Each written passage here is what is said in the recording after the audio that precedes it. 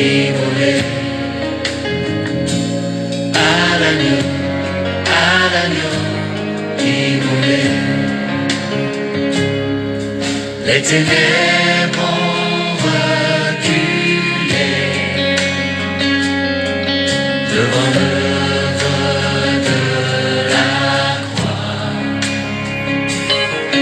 devant l'agneau immolé et le sang versé pour moi. Tous les anges de sa sainteté,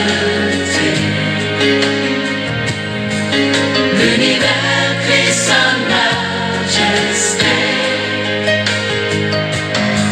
chantons gloire et puissance, force et louange à l'agneau immolé, à l'agneau immolé. Sœurs et frères dans la foi, nous vous saluons très fraternellement ce matin.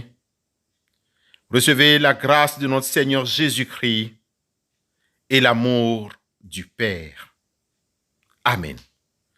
Béni soit Dieu, le Père de notre Seigneur et Sauveur Jésus-Christ, qui, selon sa grande miséricorde, nous a régénérés pour une espérance vivante par la résurrection de Jésus-Christ d'entre les morts, pour un héritage qui ne peut ni se corrompre, ni se souiller, ni se flétrir. Il vous est réservé dans les cieux à vous qui, par la puissance de Dieu, êtes gardés par la foi pour le salut prêt à être révélé dans les derniers temps. 1 Pierre, chapitre 1, versets 3 à 5. Prions Dieu. Éternel Dieu, fais-nous entendre dès le matin ta bonté, car nous nous confions en toi. Fais-nous connaître le chemin où nous devons marcher, car nous élevons à toi nos âmes. Nous avons une espérance incroyable en toi, mais parfois, tout semble aller contre nous dans la vie et il peut être difficile de garder cette espérance. Garde-nous contre tout découragement. Encourage-nous à travers ton espérance. Rappelle-nous ta bonté. Nous espérons en toi. Au nom de Christ, reste avec nous. Amen.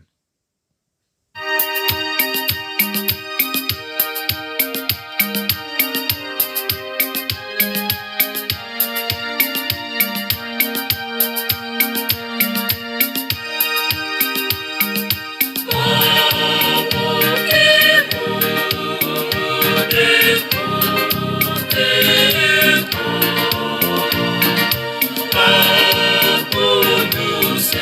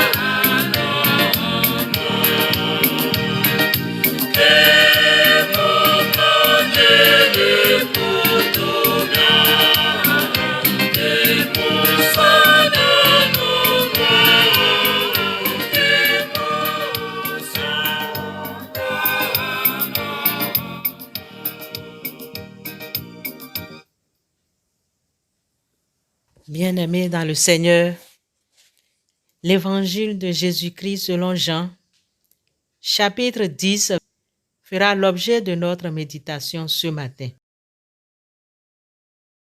Je suis la porte. Si quelqu'un entre par moi, il sera sauvé. Il entrera et il sortira et il trouvera des pâturages. Le voleur ne vient que pour dérober, égorger et détruire. Moi, je suis venu afin que les brebis aient la vie et qu'elles soient dans l'abondance. Amen. Sœurs et frères dans la foi, dans ce passage de Jean au chapitre 10, le verset 10 surtout, nous pouvons retenir deux mots très importants que nous connaissons et que nous exprimons dans divers domaines. Il s'agit de vie et abondance. Dans une expression spirituelle comme celle-ci, et plus explicite, nous aimerions parler de la vie en abondance. C'est quoi la vie? Et pourquoi Christ nous parle de la vie en abondance? Cette expression biblique vie en abondance revient à parler de la vie éternelle. Elle fait référence à l'existence, à une vie même après la mort, donc une vie au-delà du corps. Cette croyance existe dans l'Ancien Testament et dans l'Antiquité. C'est la notion de l'immortalité de l'âme. Aussi, Birago Diop, dans les années 60, ne nous enseigne-t-il pas dans les souffles des ancêtres à travers sa rupture avec le rationalisme qui nous conduit à la négritude ce qui suit? Ceux qui sont morts ne sont jamais partis. Ils sont dans l'ombre qui s'éclaire et dans l'ombre qui s'apercit. Les morts ne sont pas sous la terre. Ils sont dans l'arbre qui frémit. Ils sont dans les bois qui gémit. Ils sont dans l'eau qui coule. Ils sont dans la case. Ils sont dans la foule. Les morts ne sont pas morts.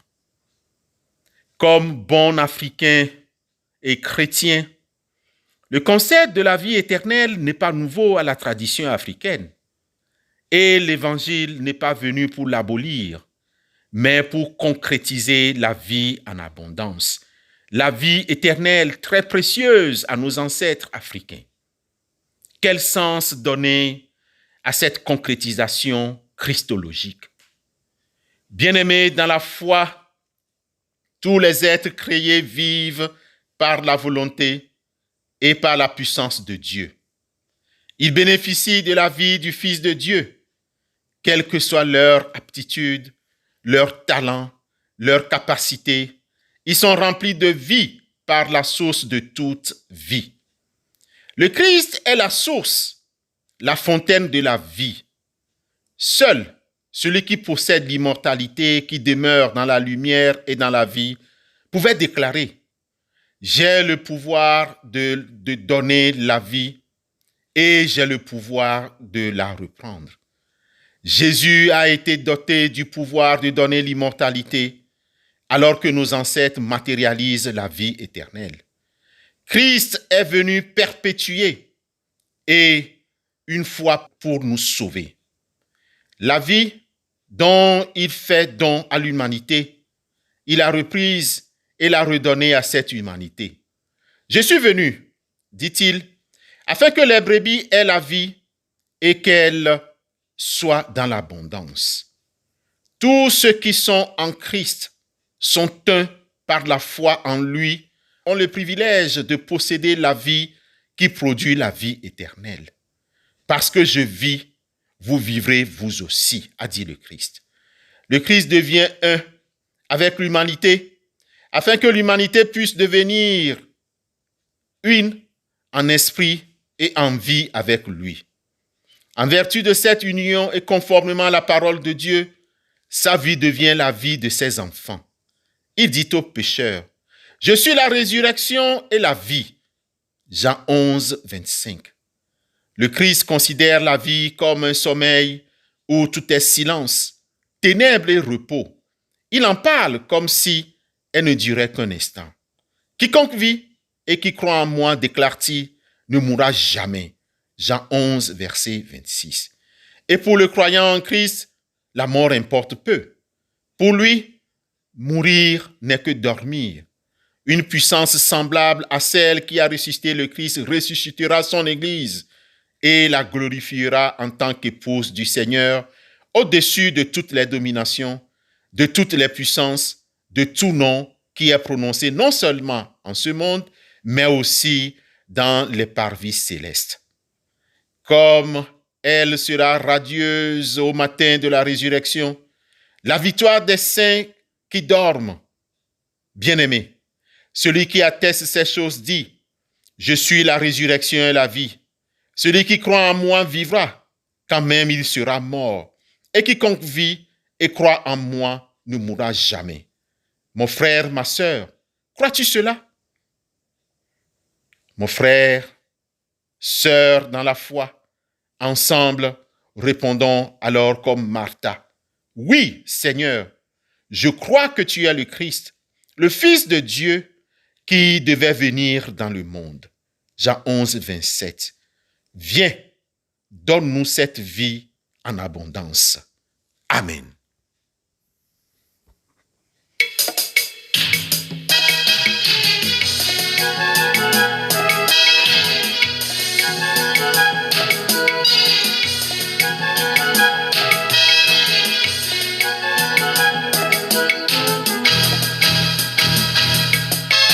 Naufragé de l'océan, du péché le plus noir, enfoncé profondément, je coulais sans espoir. Mais le grand maître des flots, en entendant mon cri, vint et me mit aussitôt en surabri. Christ m'a sauvé.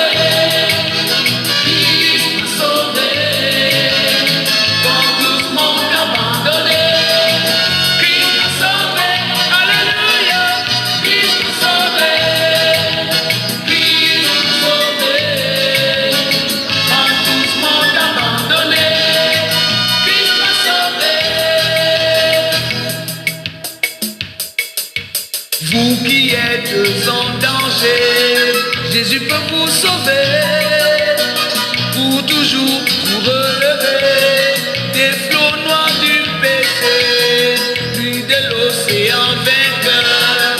Il prendra soin de vous et sera votre sauveur, tendre si doux. Christ m'a sauvé.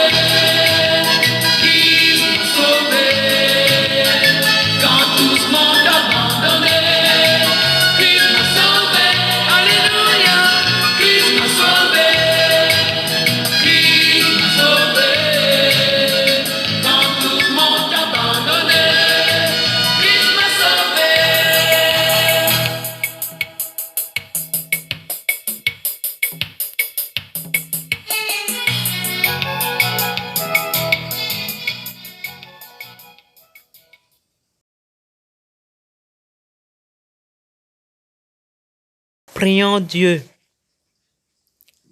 Notre espérance est de croire qu'après que nous aurons vécu cette vie pour Jésus, nous serons comme lui et vivrons avec lui éternellement.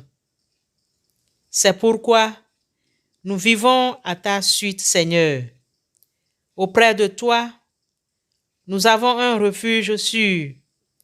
Enseigne-nous à faire ta volonté, car tu es notre Dieu.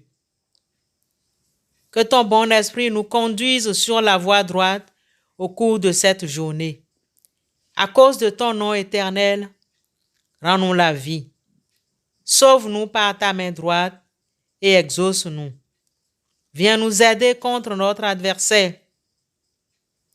Les malaises, la maladie, les découragements, l'anxiété. Merci d'avoir accepté nous conduire sur ta voie, jamais négative, même quand nous murmurons et quand nous sommes faibles ou découragés. Merci parce que tu es un Père tendre et généreux, un Dieu digne et puissant.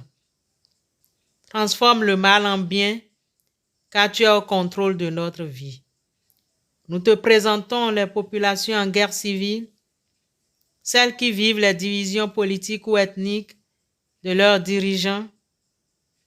C'est le cas de plusieurs pays. Seigneur, sauve. Dieu de paix, interviens. Nous te présentons ces milliers de centaines de tes créatures en déplacement sans abri et sans soutien.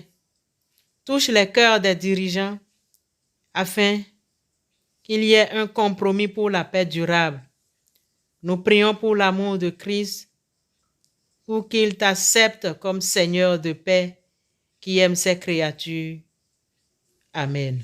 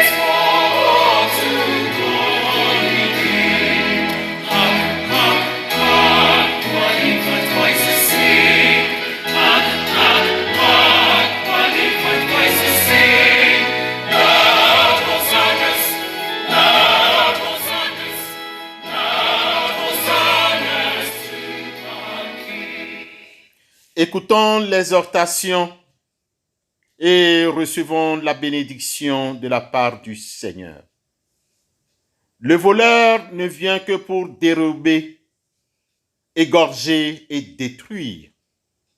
Moi, je suis venu afin que les brebis aient la vie et qu'elles soient dans l'abondance. Recevez la paix de notre Seigneur Jésus-Christ et que son amour vous accompagne dans toutes vos activités. Amen.